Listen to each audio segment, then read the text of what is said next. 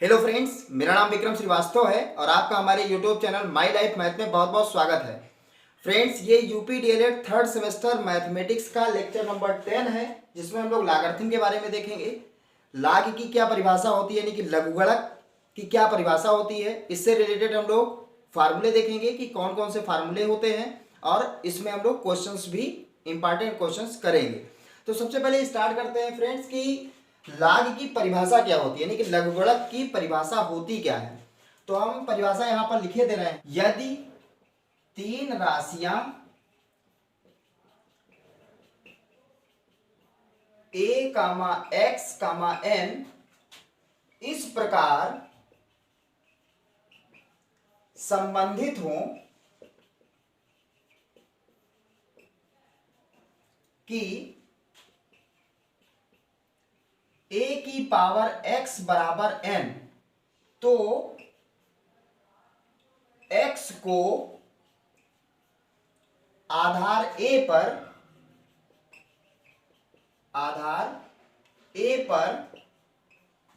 n का लघुगणक कहते हैं।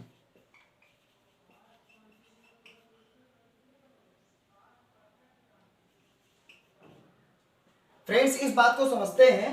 क्या लिखा है? a की पावर x बराबर m। अब आप इस बात पे ध्यान दीजिएगा, लिखा है a की पावर x बराबर m।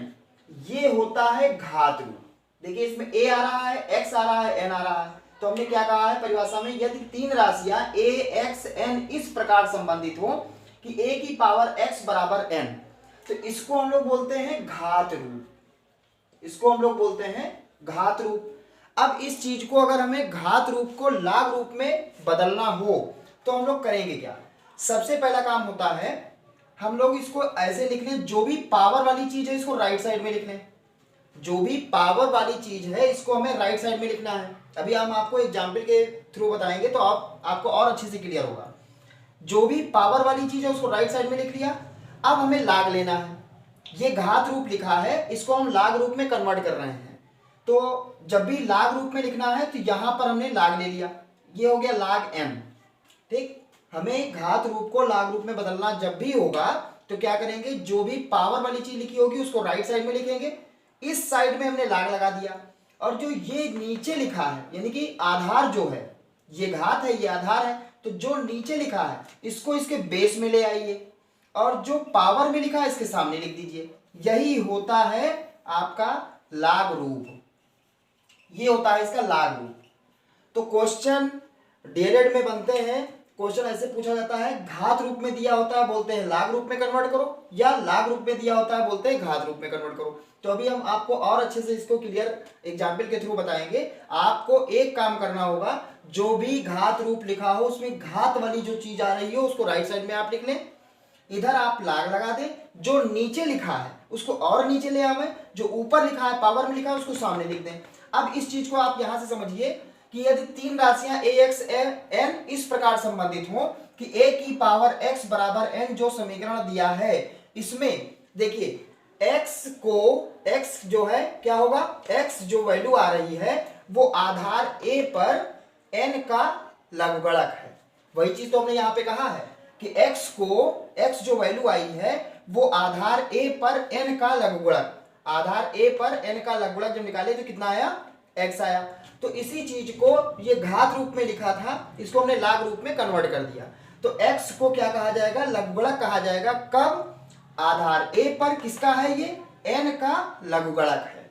तो यही इसकी परिभाषा होती है। अब आइए हम लोग इससे फार्मूले देखते हैं कि इसके कौन कौन से इंपॉर्टेंट फार्मूले हैं।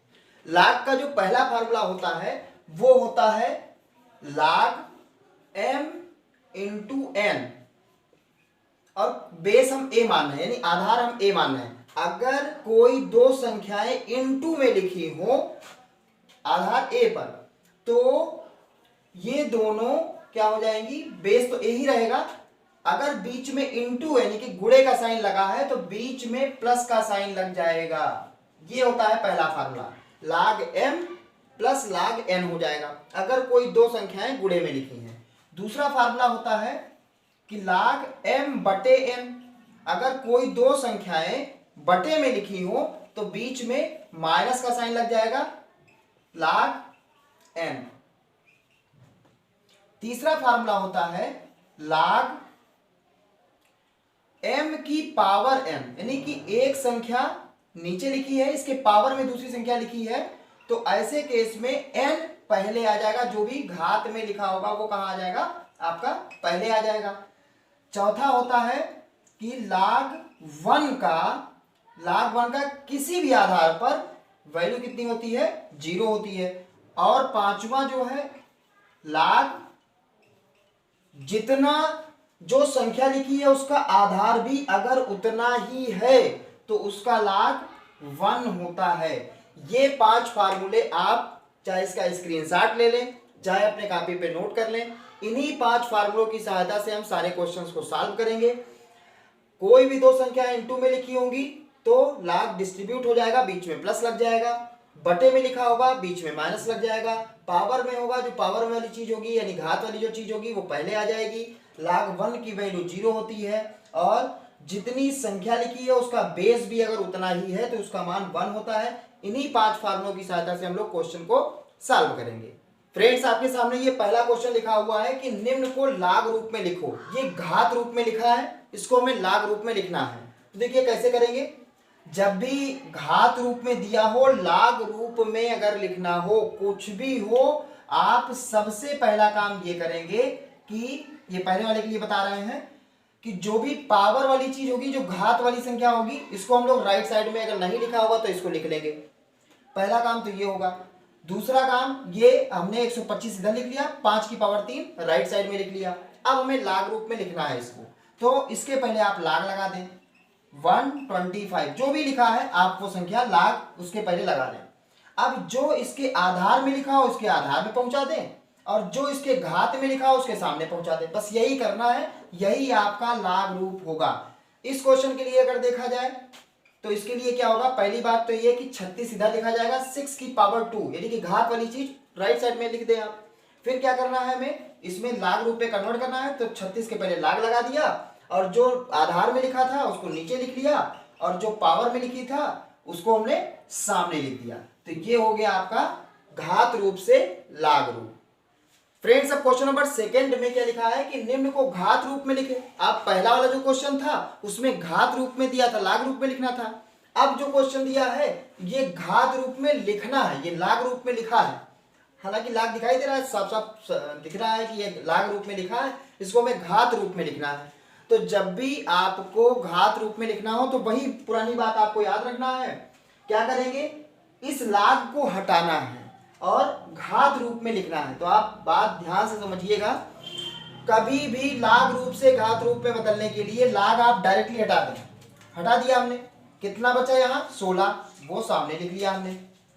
जो नीचे लिखा है इसको सामने पहुंचा दें और जो सामने लिखा है इसको पावर में पहुंचा दें। जैसे हम ऊपर से नीचे लेके आते थे, अब नीचे से ऊपर लेके जाएंगे, काम उल्टा ही होगा।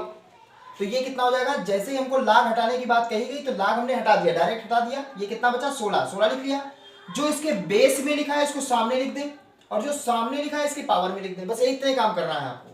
सेकंड वाले में क्या करना है, जैसे देखिए ये लिखा है log 343, इसका आधार 7 है बराबर 3, इसको log हटाना है, मतलब हमें इसको घात रूप में लिखना है। तो क्या log हटा दें, कितना आएगा 343।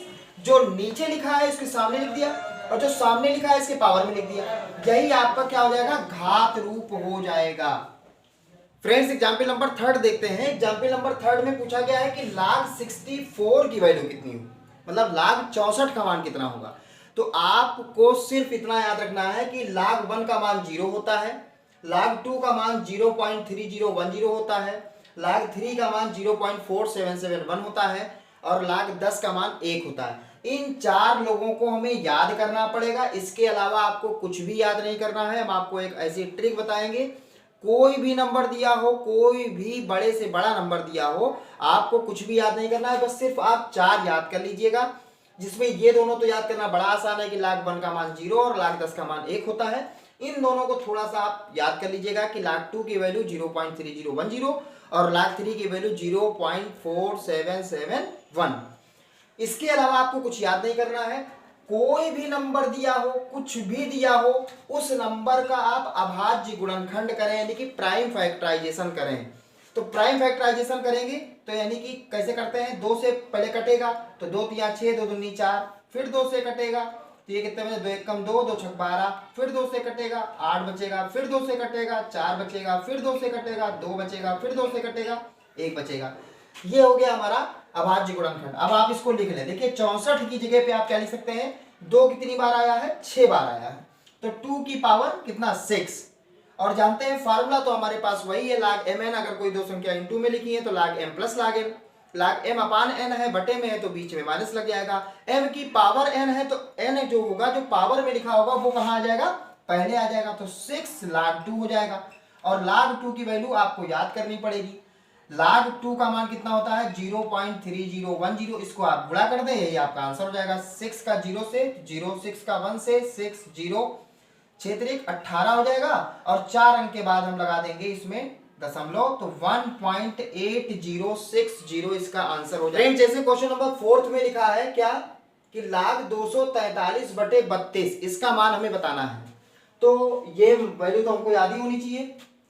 जैसे ही हमने देखा तो सबसे पहले तो इसमें फार्मूला लग रहा है, क्या लग रहा है, log m/n, log m/n का फार्मूला लग रहा है। तो इसको हम लोग क्या लिख लें, log 243 माइनस log 32, क्या बताया था, m/n, तो log m minus log n।